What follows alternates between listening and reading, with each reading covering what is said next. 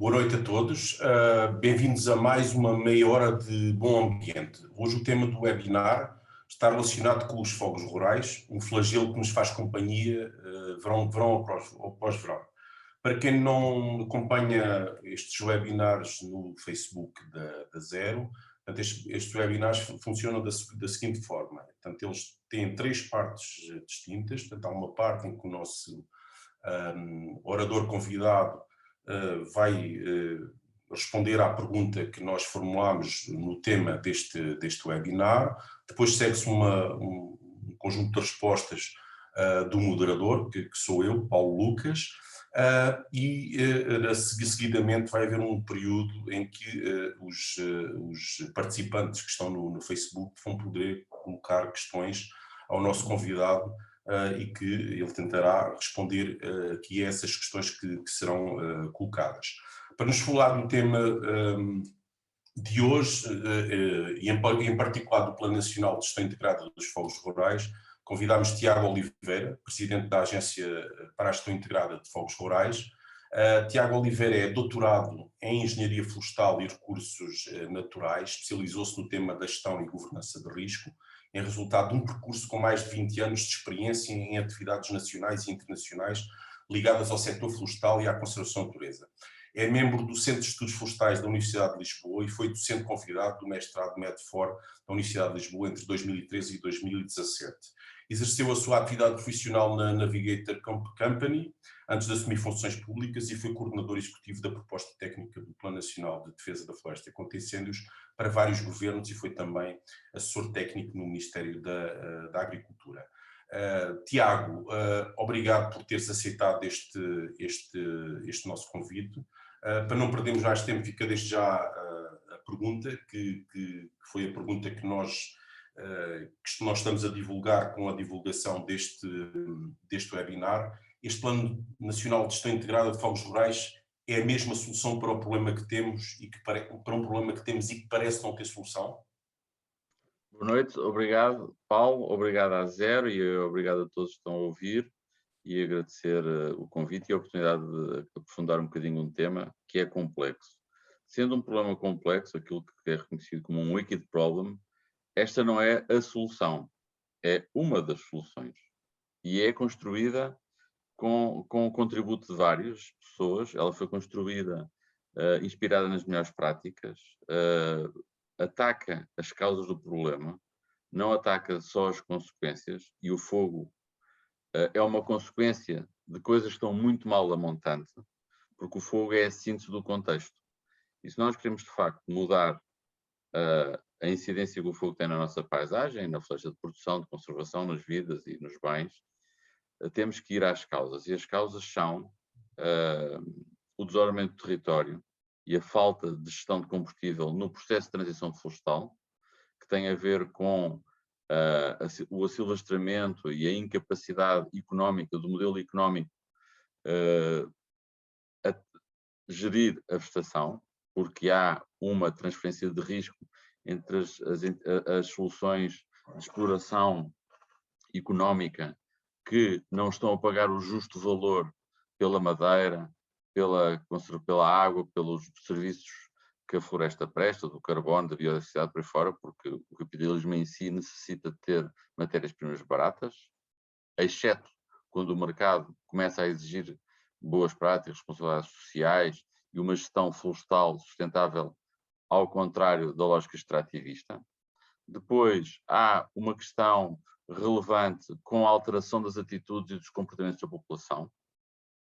O país não aguenta a cultura de fogo que existe, dada o alargamento da janela meteorológica que o agravamento produzido pelas alterações climáticas vai colocar, e também há que reconhecer que a gestão operacional do risco não foi eficaz, eficiência não se sabe porque não há contas objetivas de quanto é que se está a gastar em cada evento, mas o que se sabe é que também o modelo da governança do risco, que é como as formas do Estado lidou com o problema nos últimos 40 anos, também não produziu resultados. E, portanto, o que o Programa Nacional de Ação procura é, de facto, atacar as causas do problema. Sendo um problema complexo, existem várias soluções que concorrem para este problema, não há uma solução, são várias.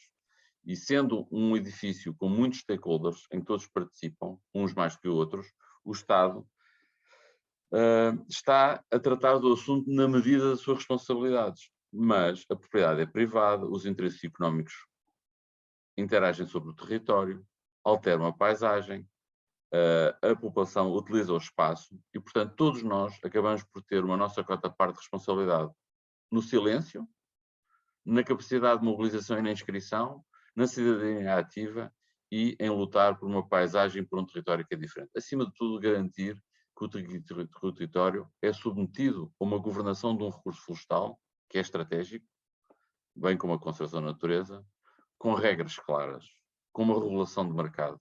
Não pode ser o livre-arbítrio em que há um extrativismo, em que há uma depleção permanente dos recursos, numa lógica de extração de uma vantagem financeira ou económica no curto prazo. E isso foi o que nos trouxe até aqui.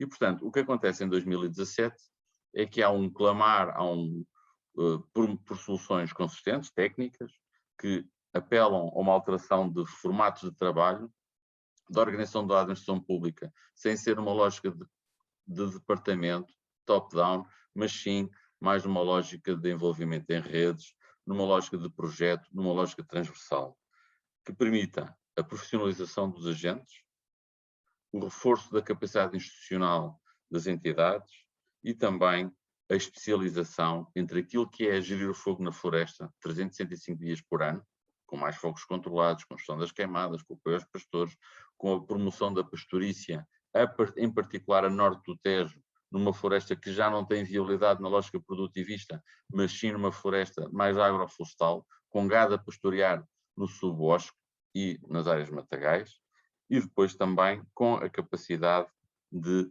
ter instituições públicas capacitadas, independentes das vontades pontuais do poder político e que persigam um objetivo de longo prazo, suportadas tecnicamente pela ciência. Foi criado um laboratório colaborativo, o ICNE foi reforçado tecnicamente, naturalmente que vai demorar anos a repor a situação de boa administração geral das matas, que vai fazer 200 anos em 2024.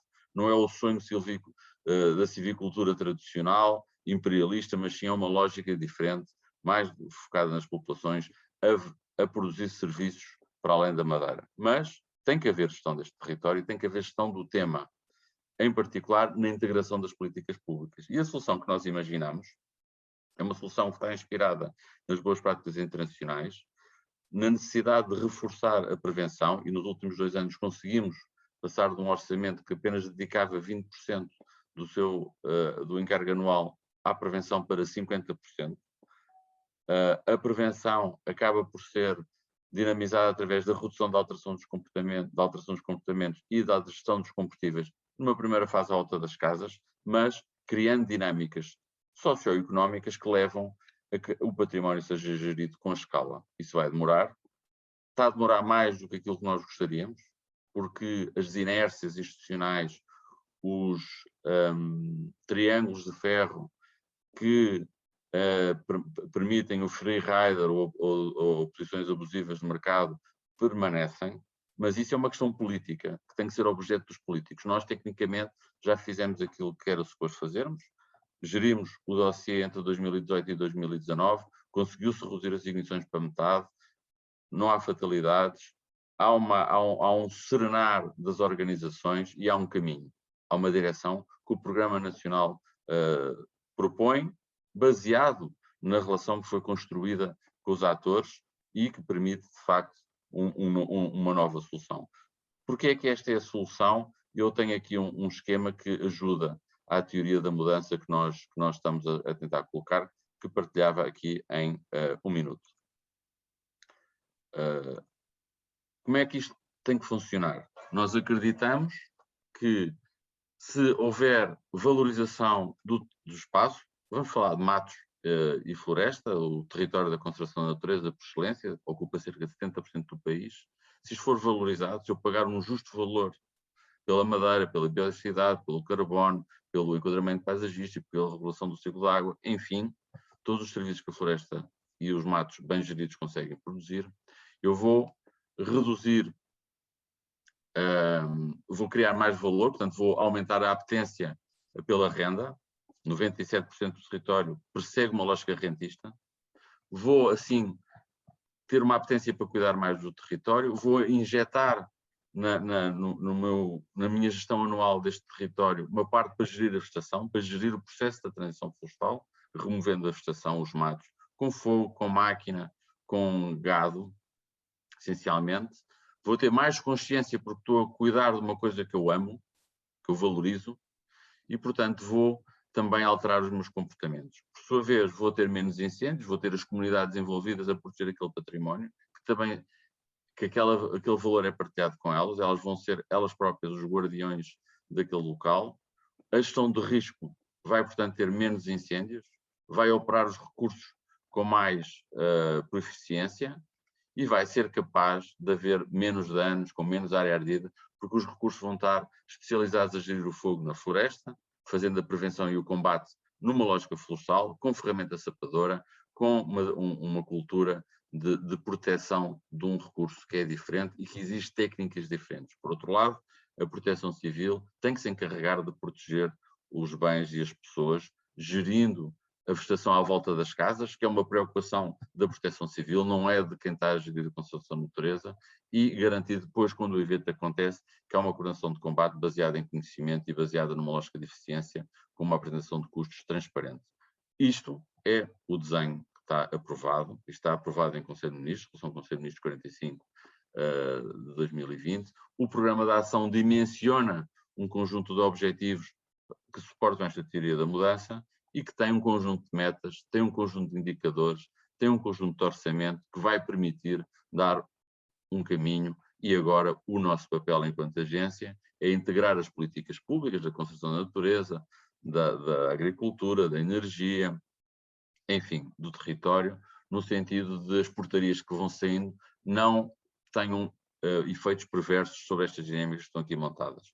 Só para concluir, e só para não me perder aqui um bocadinho, o que nós dizemos, também tem um edifício, depois eu envio esta apresentação, o que nós dizemos é que se formos capazes de alterar a dinâmica que foi criada no passado, nós estamos a falar de gerar 60 mil postos de trabalho no interior, 21 mil empregos diretos, um contributo de 0,3% no PIB, com a capacidade de Portugal cumprir os objetivos ODS da neutralidade carbónica, evitando a emissão de 47 megatoneladas, e também ter um reconhecimento internacional e nacional que o país conseguiu dar criar esta mudança. Isto é um desafio societal muito grande, que envolve todas as instituições, o sistema político, por aí fora, e aquilo que a gente está a dizer é que há um trabalho que foi feito, já fizemos o início do caminho, mas o papel dos políticos nos próximos 3 anos é determinante. E, sendo a Zero uma organização não governamental, com voz ativa, tem que pugnar, julgamos nós, por também agarrar esta bandeira. Esta bandeira e o programa está todo feito no sentido de ele ser revisto e ser discutido anualmente, ajustando as oportunidades que existem, quer a nível nacional, quer a nível regional, quer a nível subregional, numa governação policêntrica. Portanto, as regiões, ou em termos nacionais, podem dizer que perante a monitorização que está a ser observada de 97 projetos, que é o programa nacional, aquilo não está a ser cumprido. Porque é que não está a ser cumprido? O que é necessário para cumprir? E o programa é ajustado naquilo que a gente chama de gestão adaptativa. Mas o poder político tem que financiar e executar nos próximos 10 anos o programa de ação. Rever o regime sucessório e os estímulos fiscais, compensando quem gera e penalizando quem transfere o risco. Aumentar o rendimento para o proprietário, com a gestão agregada, incentivar investimentos de valorização do território, exigindo retorno e sustentabilidade, dotar as instituições de maior autonomia e de quadros qualificados em gestão para liderar a mudança e fomentar contratos de programa por objetivos com os atores privados, OPF, bombeiros, baldios, e exigir a sua divulgação das contas. Por fim, garantir a coerência do todo nacional das medidas regionais e locais. Mas mais do que tudo, é importante depois saber perseverar na adversidade, porque vai haver épocas difíceis de incêndios, mas nós temos que ser capazes de dizer este é o caminho, está a faltar aquilo, aquilo outro e aquilo outro, e, portanto, nós temos que ser capazes de, perante o caminho que está desenhado, ir ajustando mais à esquerda, mais à direita, mas seguindo aquela direção. Estes são os 3 cenários que nós imaginámos. O Blue Sky Forever é um cenário mau, de 205 mil hectares ano em termos médios nos próximos 10 anos, mas que é possível evitar se nós envolvermos os proprietários, utilizarmos os territórios também numa lógica de dependência de economia circular, de independência energética, garantir que os reacendimentos deixam de ser um problema e que os incêndios são combatidos utilizando as técnicas adequadas. Tiago, vou-te interromper. Isto está terminado. Aqui, está terminado. Algumas perguntas. Podes ter, obviamente, a garantia de que a Zero acompanhará de perto este trabalho que também a agência vai fazer, não é? Que é um trabalho de monitorização agora da aplicação deste plano. Nós estamos muito interessados em monitorizá-lo e vamos certamente, como entidade que acompanha as políticas públicas, damos aqui a garantia que esse é um trabalho que vamos assumir e o grande problema que nós temos visto é que, provavelmente que não é o que vai acontecer neste plano, porque ele está assim pensado, é que nós temos muita dificuldade em aceder a dados fidedignos e tratados e sistematizados. E isso é uma grande dificuldade que nós temos, mas penso que o caminho que tem que ser feito, as autoridades públicas estão a melhorar também muito nesse aspecto, e podes ficar com essa nossa garantia de que nós olharemos para este assunto, porque este também é pronto, com algumas deficiências que detectámos e que achamos que são deficiências e que pode haver uma melhoria, mas de facto este será o nosso plano também e faremos essa monitorização, e interessa-nos efetivamente que este plano tenha sucesso, porque é sinal que o país teve sucesso também no combate a este flagelo. E a primeira pergunta tem precisamente a ver com questões de dinheiros. Este plano prevê a mobilização de 7 mil milhões de euros de recursos públicos e privados, mas estamos a falar maioritariamente públicos, e olhámos para o PRR, portanto o Plano de Recuperação e Resiliência, e vimos lá só 615 milhões de euros nesta última versão. Eu sei que não se deve brincar muito com o fogo, aliás as pessoas têm um bocadinho esta expressão, mas eu arrisco-me a dizer que parece que temos a ignição, um pouco de oxigênio, mas não temos combustível, não é? E a pergunta é esta: será que sem o dinheiro que aqui está previsto e com as dificuldades financeiras que o país sempre tem na alocação de recursos financeiros, porque a manta é curta, será que este plano se arrisca a ser um fogacho? Paulo, é que assim, se nós adormecermos e não lutarmos por aquilo em que acreditamos, nós, sociedade em geral, e formos incapazes de, perante os indicadores que nós vamos colocando cá fora, e estão acessíveis já bastante, 2019, 2020, no site da agência, www.agif.pt, isso é o que vai acontecer, porque há outros interesses a disputar esses recursos. Se vocês forem ler a componente 8, há lá projetos que têm algum peso de satisfação de meios aéreos, outras iniciativas que têm que existir, porque há uma pressão política nesse sentido, porque a população quer essa solução. Ainda hoje o Presidente da Câmara de Caminha dizia: falta cá um meio aéreo. Está bem, mas no dia em que começar a arder, o meio aéreo não lhes vai resolver o problema. Portanto, esta dinâmica da política pública tem que ser contrariada com evidências científicas e dizer: epá, tudo bem, mas esses meios aéreos têm um efeito, têm eficiência baixa e, portanto, não vamos pôr o dinheiro ali, temos que gastar mais dinheiro lá. E esse trabalho agora de ajuste anual tem que ser feito, por exemplo, no âmbito do PRR, compete agora à agência, há o projeto 4412, se não me falha a memória, que tem que haver um dimensionamento dos recursos antes de começarem a gastar dinheiro. Assim, quantos recursos é que existem? Fazer um ponto de situação. Quais são as necessidades? Onde é que eles têm que estar afetos? Embora Portugal tenha pedido à União Europeia um conjunto de meios de combate, também para o ICNF, pode não fazer sentido comprar aquilo que tudo lá está previsto. E, portanto, tem que haver aqui capacidade de ajustar. Agora, isso só é possível se houver força na opinião pública para dizer: olha, tudo bem, a gente compreende que os meios aéreos são relevantes, está resolvida esta questão, não, deixou de ser tema, mas eles podem ser geridos de uma forma diferente, se calhar não tem que ser 12, podem ser 6, ou o que seja, e o dinheiro tem que ser gasto naquela prioridade, conforme está inscrito no programa de ação. Esse vai ser o nosso papel durante os próximos anos, de garantir que a recomendação é feita, e que o poder político fica, não digo entalado, mas fica, pelo menos, consciente da informação que tem, e depois delibera, eles foram eleitos para isso, pelo melhor equilíbrio da governação. Mas compete-nos a nós dizer, olha, aquilo tem baixa eficiência, este tem mais impacto.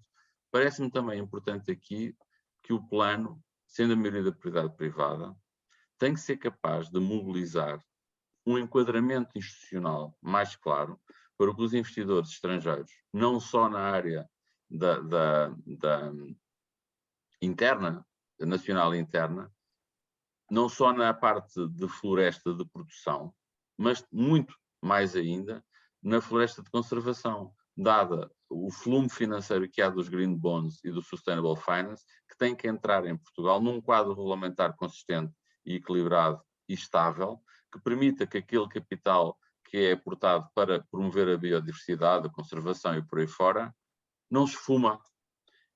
E, portanto, esta injeção também pública, que pode ser muito alavancada com recursos privados, este equilíbrio financeiro tem que acontecer. E o Orçamento de Estado ser poupado para injeções pontuais de reforço de capacitação institucional e fazendo o caminho. Mas há esse risco, sempre, porque há outras emergências que acontecem, mas tem que haver aqui uma sociedade mais vigilante.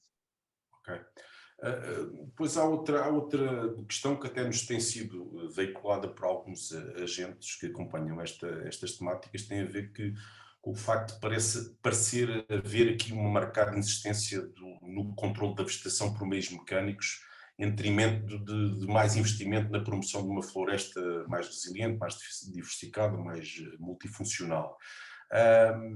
A pergunta é esta, ou são várias perguntas, quer dizer, não está aqui implícito uma visão de curto prazo, ou seja, de atingir resultados já no imediato com esta opção, com a agravante de podermos não ter dinheiro para fazer esta gestão recorrente, não é? Porque é uma gestão que necessita de investimento, não é de investimento, é de despesa corrente, não é? Que necessita de ser alocada todos os anos, e se o recurso, por exemplo, ao fogo controlado, que é uma aposta que nos parece tímida neste plano, parece bastante tímida, os números parecem pouco significativos face ao potencial que existe, ou mesmo alguma aposta num maior controle das ignições, se não são soluções mais baratas e igualmente eficazes que permitiriam encaminhar estes recursos, digamos, que são utilizados na gestão dos combustíveis por meios mecânicos, para investimentos mais localizados na gestão florestal. Não sei se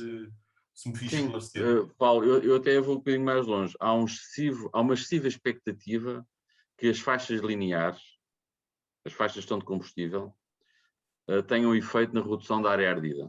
Eu tenho um artigo publicado sobre isso, no meu de doutoramento, que só faz sentido fazer as faixas se houver gestão de combustível nas manchas que elas estão a tentar proteger, porque senão o fogo vai saltar de um lado para o outro. Isso está demonstrado em vários artigos e nós fizemos um caso de estudo para Monchique e para o Algarve sobre isso. Mas, voltando ao tema, houve nos últimos 3 anos uma grande pressão para que as pessoas limpassem o mato à volta das casas. Foram feitos tratamentos um bocadinho abusivos, muitas vezes, mas acho que aquilo que ditou foi o medo. Foi o medo foi a emergência e não tanto a técnica. Por exemplo, nós estamos a tentar fazer um estudo, estamos a fazer um estudo que basta 30 metros ou 20 metros em vez dos 50. E essa é a proposta técnica que nós colocamos em cima da mesa e agora vamos evidenciar que isso faz mais sentido, é mais barato e tem o mesmo impacto na redução da exposição do edificado e tendo uma linguagem de risco. Isso libertaria recursos.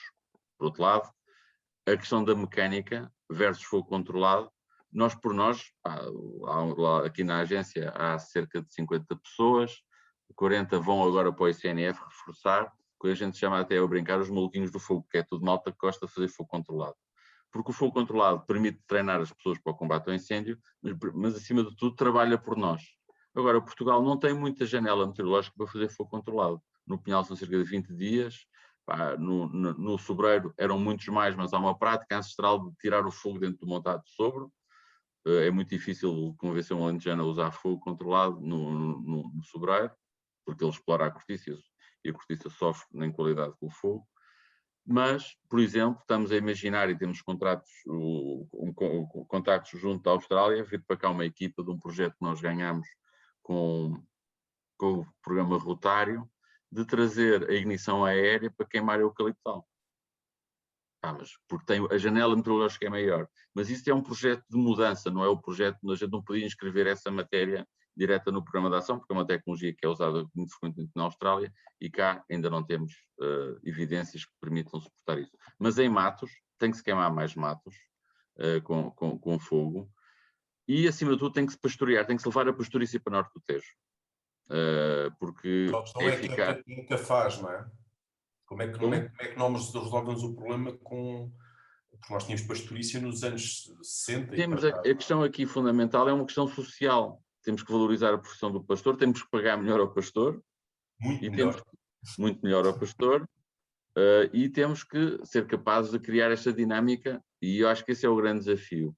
A mecanização da operação, eu acho que deve ser circunscrita a alguns sítios, porque só tem intervenção mecânica possível em alguns sítios em que o fogo controlado não entra, porque está mais ensobrado, tem mais umidade, mas lá está, aí vai ser uma gestão feita à escala do programa regional, subregional, não pode ser só fogo.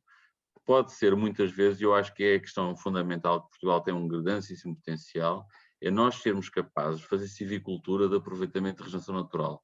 Se nós andarmos pelo país, vemos muita regeneração natural de quercíneas, que se forem limpos os matos à volta, um incêndio passa, ela aguenta, e passados uns anos já em sombra, já não ali na zona de Penela, em tantos sítios, isso está a acontecer em muitos sítios. E se formos capazes de insistir em trabalho motomanual, ou com alguma enxada, ou com alguma motosserra de redor, não tem que limpar tudo, tem que fazer uma intervenção para puxar por aquela árvore para cima, com uma boa poda, eu acho que a coisa vai lá, não é tanta intervenção mecânica de grade, mais corta-matos. Por outro lado, acho que há um trabalho grande a fazer na redução das ignições, embora a redução das ignições não altere o perigo, ela reduz a probabilidade do evento. Ela não altera o perigo. É um trabalho grande a fazer nessa dimensão que tem a ver com a compostagem. Ou seja, não é necessário fazer tanta queima. O que é necessário é cortar os sobrantes e compostá-los, até porque isso permite enriquecer a matéria orgânica no solo. Portugal é bastante deficitário. Portanto, há aqui estas dinâmicas. O Fundamental abriu agora uma call de 500 mil euros para promover a compostagem. Portanto, são passos que são associados. Braga está a fazer bons trabalhos nessa matéria, com a bioenergia e a utilização dos... Portanto, tudo são várias coisas que têm que acontecer ao mesmo tempo. Não há uma única solução, não há uma única entidade que tenha o segredo, a chave do cofre, não é? Portanto, são várias soluções que têm que ir acontecendo e nós temos que ir monitorizando e ir procurando a mais eficaz e eficiente. Eu tinha aqui uma terceira pergunta que também, ela no fundo tem a ver também aqui com as perguntas dos nossos participantes no Facebook. Neste caso até temos aqui a Maria Teresa Rito, aí também a Ana Serrão, que falam aqui nas condições económico-financeiras que os proprietários podem ter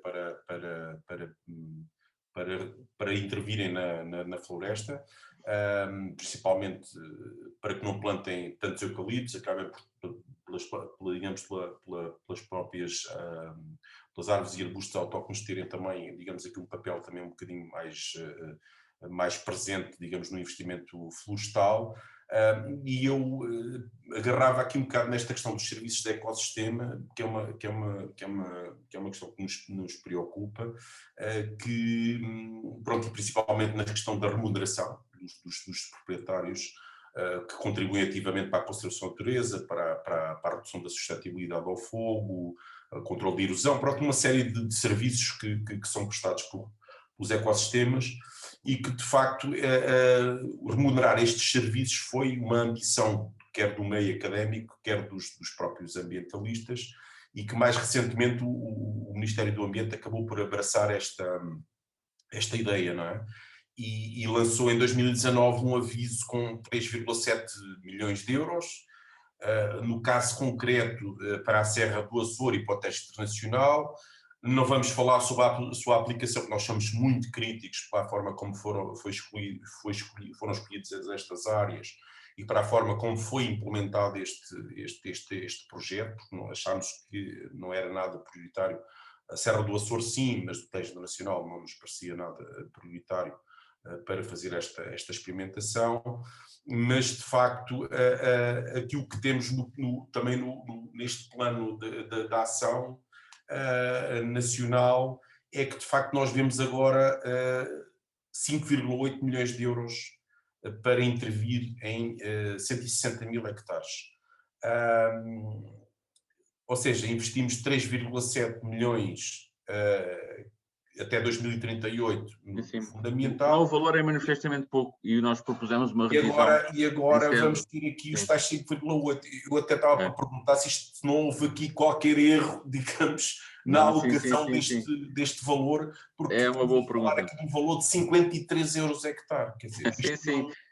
É uma boa pergunta e nós revimos. Se dessem 53 euros hectare, eu acho que recusava, não é? Não, no âmbito da consulta pública, isso foi logo colocado em cima da mesa por várias entidades e nós propusemos ao Governo passar o valor para 80 milhões de euros, acho que não tenho de cor o valor, está bem? Mas, ou seja, está lá foi reorçamentado e está um valor superior. Eu acho que o que é importante aqui ter presente é que se nós afetarmos cerca de 30 milhões de euros por ano a pagar 100 euros hectare ano a proprietários que tenham 300 mil hectares em Portugal, passam 300 milhões de euros, para ele fazer uma boa silvicultura, a puxar pela gestão natural, paga o preço do eucalipto e ele não tem vontade nenhuma de ir para o eucaliptal. O eucaliptal tem uma renda, remunera o investidor, o dono da terra, 150 euros o hectare, mais ou menos, será? Sim, mas tem que ser muito bom. Se fores ali para Castelo Branco, as contas até são negativas. Mas, ou seja, acima dos 50 euros, o custo de oportunidade de pôr lá um eucaliptal ou fazer outra solução, o proprietário pensa, não é? Mas eu acho que só faz sentido numa lógica agregada, porque não basta uma pessoa fazer naquele hectare e depois à volta ninguém faz. Portanto, até porque aquela... Porque aumenta também o valor a atribuir para o proprietário, não é? É. Incrementa ao custo, não é? Para a propriedade ser pequena. Mas o que eu acho que tem que haver aqui é um esforço de contratação das organizações de produtores florestais para serem o agregador e depois fazerem a gestão daquele património e distribuir uma lógica de um prémio forfetário, como a CAP faz no mundo da agricultura. Agora, tem que se dar poder, entre aspas, às organizações de produtores florestais, capacitá-las, responsabilizá-las, para eles poderem gerir e dinamizar essas lógicas, porque senão elas vão na lógica de rentista que o proprietário quer, e o que é que ele quer? Quer dinheiro, e vai ao eucalipto. Portanto, eu acho que a questão do eucalipto se resolve se houver alternativas. Há montes de eucaliptais a serem removidos ali para Muros, para outros sítios, porque as pessoas estão a transformar aquilo em terrenos agrícolas. E quem faz agricultura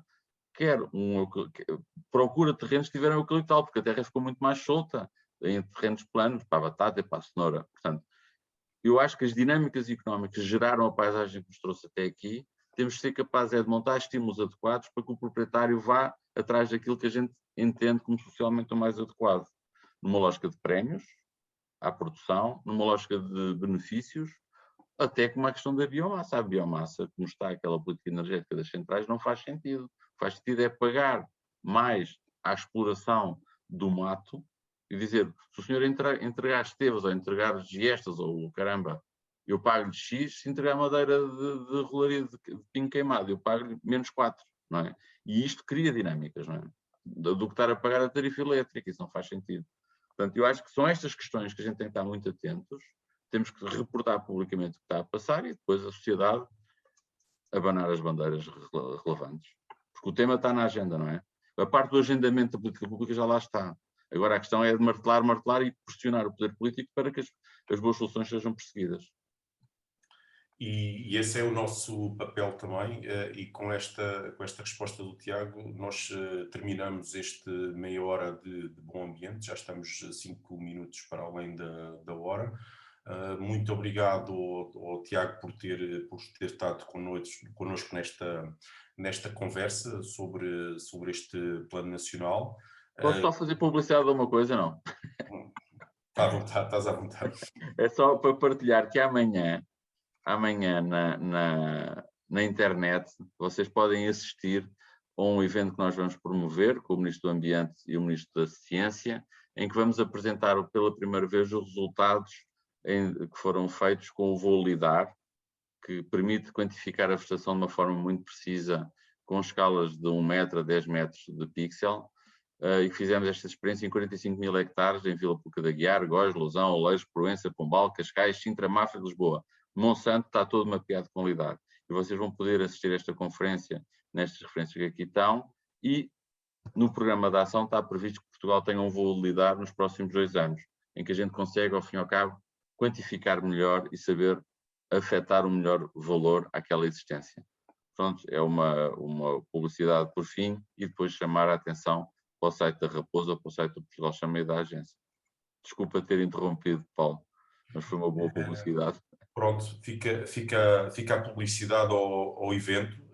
Obrigado a todos pela vossa participação neste webinar. Como o Tiago disse, nós vamos partilhar depois a apresentação que ele tem aqui para que todos fiquem a conhecer mais um pouco sobre este Plano Nacional de Gestão Integrada dos Fogos Rurais. Uma muito boa noite e até uma próxima oportunidade.